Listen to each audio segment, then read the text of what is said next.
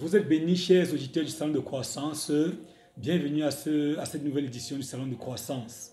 La fois passée, nous avions parlé d'atteindre le but de Dieu pour votre vie. Et nous avons dit ce jour que pour atteindre le but de Dieu, il fallait se fixer des objectifs. Voilà pourquoi aujourd'hui nous travaillons sur le thème « Se fixer des objectifs ». Et nous avons comme d'habitude nos deux illustres hommes de Dieu qu'on connaissez très bien, le pasteur Patrick, le pasteur Valérie. Bienvenue, homme de Dieu. Merci, pasteur Julien. Merci infiniment. Le pasteur Patrick, conduisez-nous dans la prière, s'il vous plaît. Prions le Seigneur. Seigneur, béni sois-tu, parce que tu nous rassembles ici, dans ce salon, pour cette nouvelle édition. Béni sois-tu pour le peuple que tu as comblé au travers des éditions précédentes. Nous voulons, Seigneur, que tu déposes dans nos bouches les éléments que tu as prévus pour combler les attentes de ton peuple. Continue, Seigneur, de les visiter, d'enseigner toi-même et de parler au cœur de chacun à travers ce nouveau numéro. Viens, Seigneur, et agis puissamment au nom de Jésus. Amen. Amen. Sans plus tarder, je vais trouver le pasteur Valérie. Il va demander au pasteur Valérie, qu'est-ce qu'un objectif, pasteur Valérie? Pasteur Julio, un objectif, c'est un résultat mesurable à atteindre dans le futur. Un objectif mesurable et atteindre dans le futur. Oui. Wow, merci. Et maintenant, pasteur Valérie, quelle différence existe-t-il entre un but et un objectif? La différence qui existe entre le but et l'objectif, c'est que le but parle de la finalité, de manière globale. C'est la grande image qu'on a de ce qu'on voudrait obtenir à la fin. Et l'objectif, l'objectif est une composante du but. On pourrait dire que ce sont les différentes étapes, les différents éléments qu'il faut pouvoir réaliser pour atteindre un but. Par exemple, je vais prendre un exemple dans la parole en revenant à la Genèse. Parce que Dieu nous a donné dans la Genèse le modèle de ce qu'il a fait afin que nous puissions calquer nos vies sur sa manière d'agir. Quand Dieu crée la terre au commencement, elle est informe et vide et couverte de ténèbres. Et la Bible dit que l'Esprit de Dieu se met au-dessus des eaux. Dieu a un objectif. Il faut rendre la terre, il a un but autant pour moi. C'est rendre la terre habitable et c'est rendre la terre habitable. Et qu'est-ce qu'il fait? Le but est clairement défini. Maintenant, Dieu, chaque jour, va atteindre un objectif. À la fin de chaque journée, il va pouvoir dire, maintenant la lumière a été réalisée. C'est un résultat clair, bien mesurable. On peut observer et voir la lumière. Quand il faudra créer les arbres, on va voir clairement comment est-ce que les arbres sont sortis du sol. Et il ira comme ça jusqu'à ce que le 6e jour, il puisse achever avec la création de l'homme. L'homme arrive sur une terre où il y a exactement ce dont il a besoin pour être épanoui. Donc, la terre est habitable, comme Dieu a pensé au commencement. Oh, merci, pasteur Valérie. Donc, nous comprenons que le but, c'est la finalité. Tout à fait. Et les objectifs sont les moyens pour accomplir, pour atteindre le but. Les étapes. Les étapes. Voilà. Les étapes pour atteindre le but sont des objectifs. Merci, pasteur Valérie. Et je vais me tourner au pasteur Patrick et demander au pasteur Patrick, pourquoi se fixer des objectifs? Pasteur Julio, il est tellement important de se fixer des objectifs parce que si nous voulons nous référer à notre Créateur, nous comprendrons que Dieu n'a jamais travaillé pour le simple plaisir de travailler. Dieu s'est toujours fixé des objectifs. Et si nous fixons des objectifs, c'est d'abord pour ressembler à Dieu. Lui, au départ, et j'ai aimé tout à l'heure quand le pasteur Valérie prenait l'exemple de Dieu, qui dès le départ, quand il dit, j'ai pour ambition, utilisons ce terme, de réaliser tel ou tel autre projet. Dieu ne s'est pas levé et a simplement commencé à faire, mais il s'est fixé des objectifs. Je prends un exemple, il dit, créons l'homme à notre image, selon notre ressemblance, pour qu'il, ou afin qu'il domine sur. Vous voyez, l'Éternel a un projet. Il a un projet. Il veut que l'homme domine sur les poissons. Vous voyez que Dieu ici ne fait pas de la navigation à vue. Donc les objectifs nous permettent d'éviter la navigation à vue. Et c'est la navigation à vue généralement qui fait que beaucoup de chrétiens très souvent se retrouvent en fin d'année en train de vouloir faire un bilan alors qu'ils ne se sont même pas fixés des objectifs au départ. Voilà. Vous voyez un peu ça. Parfois on est embarrassé dans des communautés, vous dites aux gens de faire un bilan alors qu'au départ, en janvier, ils n'avaient pas d'objectif. Donc ils ne savaient pas où est-ce qu'ils allaient. Dieu, quand il sort Israël même de l'Égypte, il sait où il les amène. Il connaît quel est le chemin. Il les amène à Canaan, le pays où coule le lait et le miel. Dieu ne fait pas des choses pour faire. Les objectifs également nous permettent de ne pas être surpris par nos propres résultats. Parce que s'il y a une grande catastrophe dans la vie de beaucoup de personnes, c'est celle d'être surpris par leur propre réalisation. Ah oui. Quand vous êtes surpris par vos résultats, ça veut dire que vous ne connaissez même pas quel est votre potentiel. Vous ne connaissez pas quelles sont les ressources que vous avez. Vous ne connaissez pas qu'est-ce que l'Éternel a enfoui en vous-même. Et des personnes qui ne se fixent pas les objectifs seront surpris elles-mêmes par ce qu'elles ont réalisé. Or, Dieu n'a pas été surpris par l'œuvre de la création. La preuve, c'est qu'à la fin, la Bible dit que Dieu vit que ce qu'il avait créé était très bon. Ça veut dire qu'il était satisfait. Se fixer les objectifs donne une grande satisfaction après avoir réalisé une œuvre. Après avoir, il y a pas des résultats. Voilà. Lorsque vous avez des résultats, vous êtes satisfait. Vous réjouissez de ce que vous avez réalisé, atteint vos objectifs. Jésus dans ça Jean, multiplie l'action de grâce. ça multiplie les actions de grâce. Jésus dans Jean 17, où il dit, Père, je t'ai glorifié, maintenant glorifie-moi. Pourquoi? Parce que j'ai atteint mes objectifs. Alléluia. Il dit, je n'ai perdu aucun d'eux. C'était ça ma mission. J'ai accompli ma mission et parce que j'ai accompli ma mission, Père, glorifie-moi. Lorsque vous fixez des objectifs et que vous les atteignez, même le ciel se réjouit. Amen. Lorsque vous fixez des objectifs et que vous les atteignez, Dieu vous récompense, Dieu vous glorifie, Dieu vous élève, il vous établit, il vous équipe pour que davantage vous accomplissiez autant d'objectifs dans le cadre de votre ministère. Les objectifs également nous permettent d'économiser notre énergie et d'économiser même notre temps. Celui qui se fixe des objectifs sait clairement où il va. Et parce qu'il sait clairement où il va, il ne tâtonne pas dans ce qu'il est en train de faire. Il ne va pas aller nouer des alliances avec des personnes qui vont phagocyter le potentiel qu'il a. Des personnes pessimistes. Des personnes pessimistes, des fatalistes, des gens dévoreurs de destinée. dévoreurs de destinée. Très souvent, vous êtes tombé entre les mains des dévoreurs de destinée parce que vous ne saviez pas où vous allez. Quelqu'un qui ne se fixe pas des objectifs va passer tout son temps à essayer, à tâter. Dieu n'a pas dit, est-ce qu'il faut que je mette l'herbe plutôt dans l'eau? Ou est-ce que... Non, parce qu'il avait des objectifs. Après avoir tout établi et chaque chose à sa place, il savait clairement où est-ce qu'il doit positionner quoi.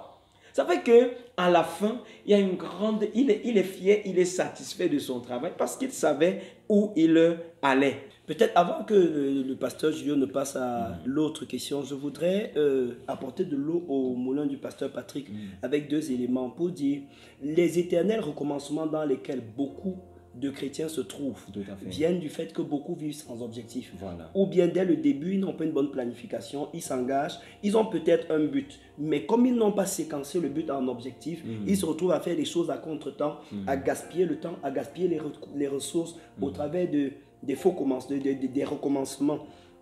Et il y a une image tout à l'heure quand le pasteur Patrick parlait de qui m'est revenu en tête. C'est une image que Stephen Covey a utilisée dans les 7 habitudes de ceux qui réussissent tout ce qu'ils entreprennent. Où il disait, imaginez que vous êtes à votre enterrement. Qu'est-ce que vous aimeriez que les gens retiennent de vous et disent dans votre témoignage des obsèques? Et maintenant, demandez-vous si votre manière de vivre permettra qu'à la fin de votre vie, les gens puissent effectivement dire cela. Je voudrais dire que cette image m'a amené à réfléchir clairement sur la manière de vivre de beaucoup de gens.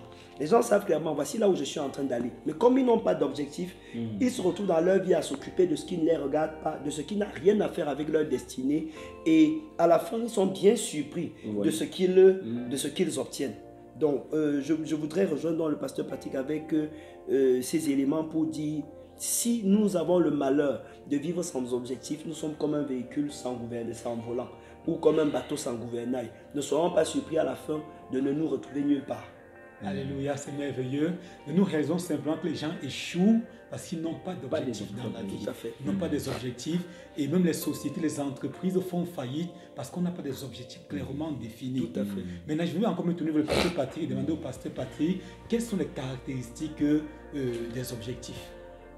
Pasteur Julio, il y a une formule consacrée que les uns ont appelée SMART dans le domaine du leadership.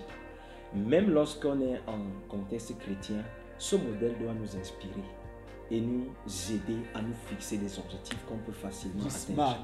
Lorsqu'on parle de SMART, S-M-A-R-T. RT. Nos objectifs doivent être premièrement spécifiques. Donc, est-ce comme spécifique? S comme spécifique. Spécifique, bien défini et précis. Lorsque Bartimée, fils de Timée, vient vers Jésus, il a un objectif. Recouvrer la vue. Et quand Jésus lui pose la question, que veux-tu que je te fasse? Il dit, je veux voir. C'est clair. C'est clair. Clair, défini. Défini. Vous voyez un peu, même s'il s'agit des sujets de prière que nous élevons à Dieu, chaque fois que tu te mets dans la présence de Dieu, tu dois avoir un objectif. Et ton objectif doit être bien spécifique. Ça te permet même pendant que tu pries de ne pas aller du corps à l'âne, de ne pas raconter des choses. Tu poses clairement et exactement ton problème devant le Seigneur. Donc les objectifs que nous nous fixons doivent être très bien définis.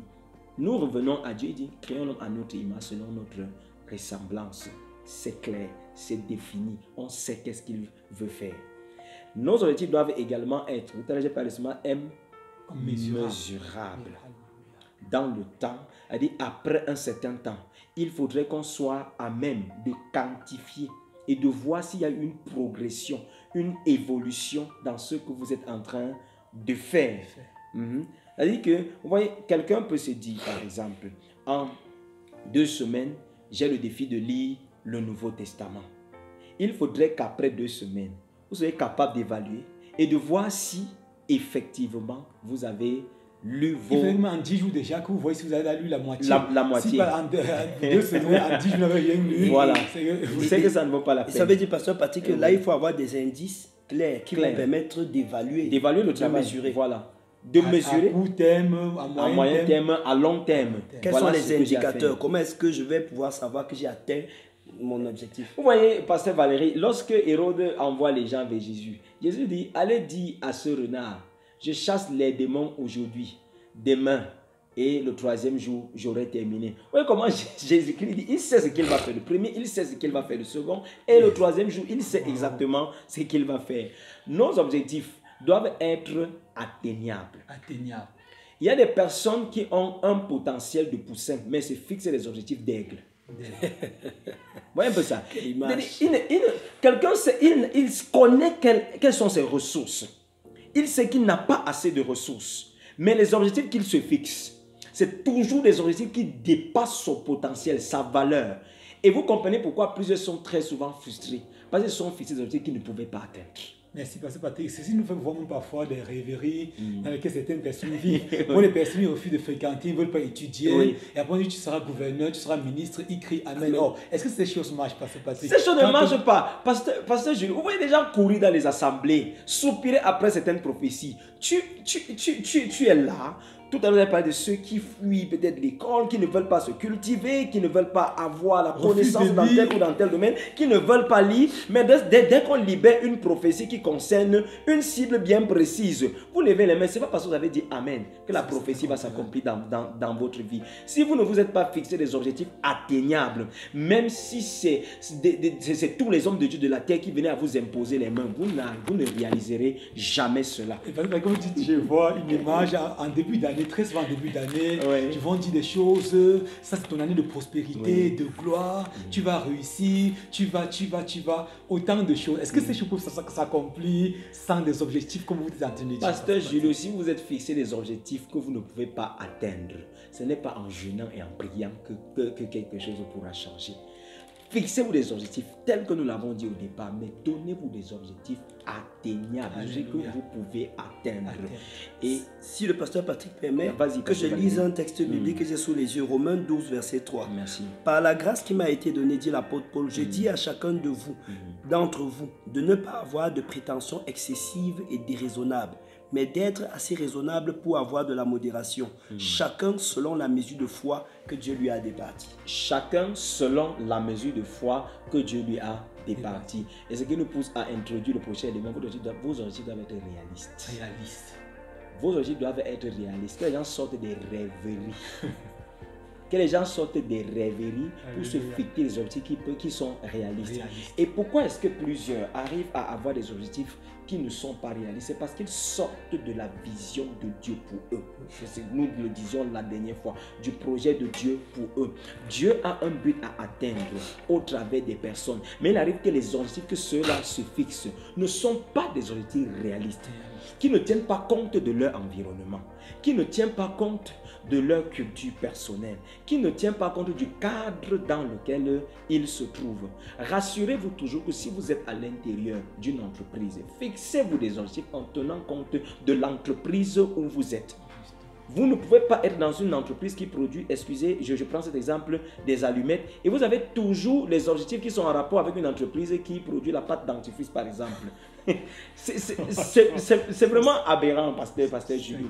Que vous soyez peut-être, vos objectifs doivent être réalistes, doivent tenir compte de votre environnement, doivent tenir compte de ce que vous avez déjà eu à acquérir comme expérience, comme connaissance, et de ce que Dieu veut faire au travers de vous. Je n'imagine pas un apôtre qui n'a, ou bien un prédicateur qui ne se fixe que des objectifs peut-être d'un entrepreneur. Vous êtes hors de ce que Dieu attend de vous. C'est comme un fonctionnaire, par exemple, qui peut-être rêve avoir une jet privée. Un jet, voilà. Aussi longtemps qu'il est fonctionnaire, aussi longtemps qu'il dépend du salaire du fonctionnaire, il n'aura jamais un jet privé. Il n'aura jamais. C'est pas réaliste.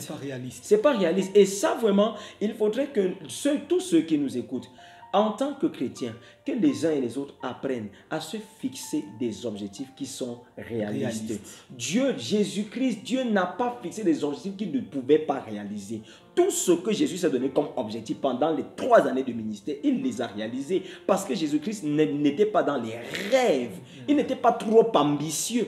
Il ne s'est donné que les objectifs qu'il devait atteindre et il les a effectivement atteints. Et ce que nous allons dire enfin, si ces objectifs doivent être atteints, ils doivent être atteints dans un espace-temps bien défini et bien précis. Bien défini et bien précis. Dites-vous, on a pris tout à l'heure l'exemple de quelqu'un qui veut lire la Bible dans tel espace-temps. Parce que lorsque vous vous fixez des bornes temporelles, ça permet que vous ne soyez pas tout le temps en train de confesser des péchés, parce qu'il y a des personnes qui disaient avant telle date, je vais faire telle autre chose. Parce que son objectif d'abord n'était même pas réaliste. Il se rend compte au fini qu'il n'a pas atteint cela dans le temps et va dans la présence de Dieu tout le temps pour demander pardon. Pardon Seigneur, parce que j'ai voulu faire ci, je n'ai pas pu. Tenez compte l'espace-temps doit être bien défini. Sinon, vous allez construire une maison en toute une vie. Mais une église, depuis 20 ans, on construit une église qui ne finit jamais. Voilà. C'est comme si c'était un stade. Et bien sûr, et pasteur Julio, dans ce sens, c'est même d'ailleurs beaucoup de pays africains souffrent de ça. C'est-à-dire qu'on a tellement mis du temps à planifier quelque chose que le temps d'étude du projet, le jour où le projet doit être réalisé, les données temporelles sont déjà obsolètes. Vous avez passé le temps à faire une conception et au moment où vous la réalisez, les données de l'environnement sont complètement changées. Nous devons être conscients que premièrement, il y a la vieillesse qui est en train de nous guetter. Nous n'aurons pas la même énergie dans la jeunesse. Deuxièmement, il y a la mort qui va venir mettre fin au temps. Donc nous ne sommes pas éternels sur la terre. Si on ne saisit pas maintenant, on ne les aura. Et troisièmement, il y a le retour de Jésus. Donc nous devons planifier en tenant compte que nous ne sommes pas maîtres du temps et il faut racheter le temps. Alléluia. Et la parole de Dieu le dit d'ailleurs, racheter le temps car les jours sont mauvais. Merci beaucoup. Racheter le temps car les jours sont mauvais. Le pasteur Patrick a dit tout à l'heure, les objectifs doivent être smart, spécifiques, mesurables, atteignables, réalistes, mesurables dans le temps. Merci pasteur Patrick. Je me tourne encore vers le pasteur Valérie pour demander, pasteur Valérie, quelles sont les ressources pour atteindre nos objectifs? Pasteur Julio, peut-être je vais surprendre un peu nos spectateurs. Je ne parlerai pas de ressources matérielles, financières et autres. Je vais citer 3 ressources pour moi qui sont fondamentales parce qu'en réalité, elles sont la source de toutes les autres ressources. La première ressource que je vais citer, c'est l'intimité que nous avons avec notre Dieu. Tout commence par là dans la vie de l'homme. Je ne vais pas dire du chrétien. Puisqu'une vision réelle vient de Dieu. Voilà. Et Dieu est le planificateur par excellence.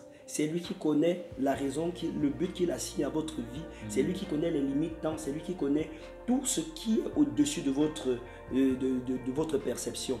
Et c'est donc dans la présence de Dieu que nous allons à chaque fois pouvoir circonscrire ce que nous sommes en train de faire, avoir même la juste évaluation de ce que nous sommes en train de faire. Le regard des hommes peut nous tromper, mais Dieu, quand il nous donne son avis, c'est un avis exact. C'est lui qui va nous... c'est dans sa présence que nous allons recevoir l'encouragement. La Bible appelle le Saint-Esprit le consolateur. Le consolateur, le paraclet qui veut dire consolateur, veut aussi dire conseiller, veut aussi dire aide, veut aussi dire soutien, intercesseur, avocat et autres. Donc, pour dire que quand nous rentrons dans la présence de Dieu, le paraclet qui est le Saint-Esprit vient nous apporter toute la consolation quand nos émotions sont affectées dans l'atteinte de nos objectifs. Le paraclet vient nous donner le conseil quant à la direction à prendre. Le paraclet vient nous défendre même quand des pensées contraires viennent nous accabler et nous empêchent de pouvoir atteindre les objectifs. Dans la vie de l'homme, on ne peut penser à l'atteinte de véritables objectifs en dehors de la pensée de Dieu. Les mondains qui mettent de côté la présence de Dieu le font à dépens de leur propre vie. Parce que souvent au soir de leur vie, ils se rendent compte qu'ils ont accompli beaucoup pour les hommes et qu'ils sont passés complètement à côté du but de Dieu pour leur vie. C'était la première ressource. Je reviens à la première ressource, l'intimité. Et ceci me fait voir un exemple biblique. Un homme comme Noah a conçu l'arche en son temps. À l'époque, il n'y avait pas de grandes écoles, des études d'architecture et autres. Mais Noah a pu construire le bateau qui a fait planer. Il était comme un fou à ce moment. Comme un fou en ce moment. Et on voit avec les temps modernes, le Titanic qui a fait naufrage. Pourtant, l'arche de Noé, déjà des milliers d'années avant, n'a pas fait naufrage. A tenu la pire des tempêtes que l'univers n'a jamais connues. Justement. Donc, l'intimité est capitale pour Amen. l'atteinte de nos objectifs. La deuxième chose, c'est la compréhension profonde du potentiel que Dieu a déposé en nous. Parce que beaucoup parmi nous ne maîtrisent pas leur potentiel. Et c'est ce qui fait que souvent les gens sortent de leur couloir ou bien qu'ils mettent des années à ne pas oser. Quand vous connaissez clairement votre potentiel, ça vous donne le courage d'oser. Beaucoup de gens fixent des objectifs en début d'année. Non, cette année, je ferai ceci. Mais souvent, c'est poser le premier pas. Se mettre en chemin, ils ne le font jamais. Ils remettent toujours à plus tard. Pourquoi? Parce qu'ils ne maîtrisent pas leur potentiel. Ils ne maîtrisent même pas la date de péremption de ce potentiel. Parce que les ressources pour la terre ne sont pas des ressources éternelles. Elles finissent à un certain moment. Toujours dans la compréhension de notre potentiel, nous avons des dons spirituels qui, quand nous avons bien compris les dons spirituels que nous avons, ça nous permet d'atteindre nos objectifs. Nous puisons dans les ressources spirituelles, dans la puissance de Dieu pour pouvoir atteindre nos objectifs. Quand nous comprenons bien nos talents naturels, ça nous permet aussi d'être mieux dirigés, de développer, de travailler dans le développement même de ce potentiel naturel que nous avons dans le potentiel, si nous voyons le potentiel spirituel, le potentiel, l'aptitude naturelle, nous voyons notre background, toutes ces choses entrent dans notre potentiel. Tout à fait. Et donc ça, c'est le dépôt que Dieu a fait en vous. Donc, il y a l'intimité, il y a la compréhension profonde du dépôt que Dieu a mis en vous. Et enfin, la troisième ressource, c'est les autres, c'est autrui. Oui. Je voudrais citer cet auteur qui a dit que seul on va vite, mais ensemble on va plus loin.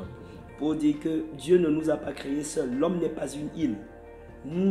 Dieu a dit, il n'est pas bon que l'homme soit seul. Si Dieu lui-même a dit, c'est parce qu'il savait qu'il a placé à côté de nous des personnes qui vont faciliter l'atteinte du potentiel, en commençant par le conjoint, pour ceux qui sont mariés. Mais si Adam à l'époque a eu besoin d'une conjointe parce qu'il était seul, de nos jours on n'a pas que nos conjoints. On a autour de nous plein de personnes dans l'église que Dieu a placées, qui sont des ressources. Il y a des choses que je peux ne pas avoir, mais que Dieu a déposées dans la vie du pasteur Patrick.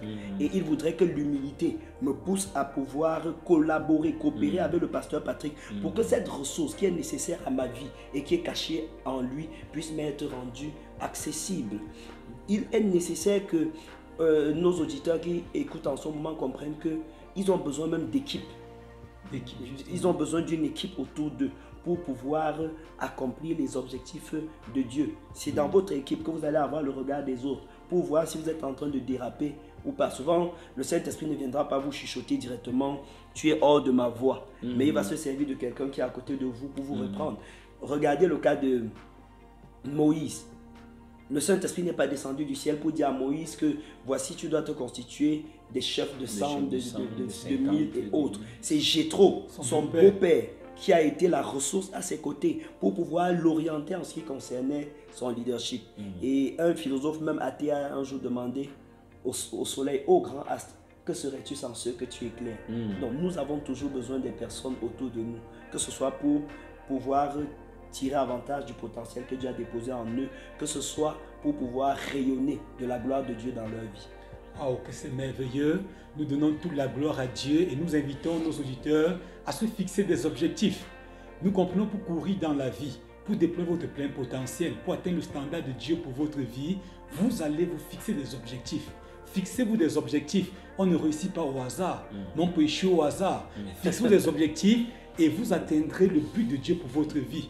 Dieu qui est notre Père, on voit la Genèse, on l'a dit, faisons le monde à notre image, selon notre ressemblance. Pour créer l'homme qui est comme son représentant sur la terre, on voit Dieu aller progressivement, il fixe des objectifs. Le premier jour, le deuxième jour, jusqu'au 6e jour, il crée l'homme. Et nous sommes faits à son image, tel Dieu est tel nous sommes. Nous vous invitons, chers auditeurs du Salon de croissance, à vous fixer des objectifs et vous ne serez pas déçus. Fixez-vous des objectifs et vous allez rayonner, vous allez vous lever et resplendir dans cette génération. Fixez-vous des objectifs et vous deviendrez des repères générationnels. Que le Seigneur vous bénisse abondamment. Soyez richement bénis, homme de Dieu. Amen. Merci pour l'édification du peuple de Dieu. Amen. Que le Seigneur davantage vous arrose afin que vous arrosiez son peuple. Amen. Soyez richement bénis. Merci.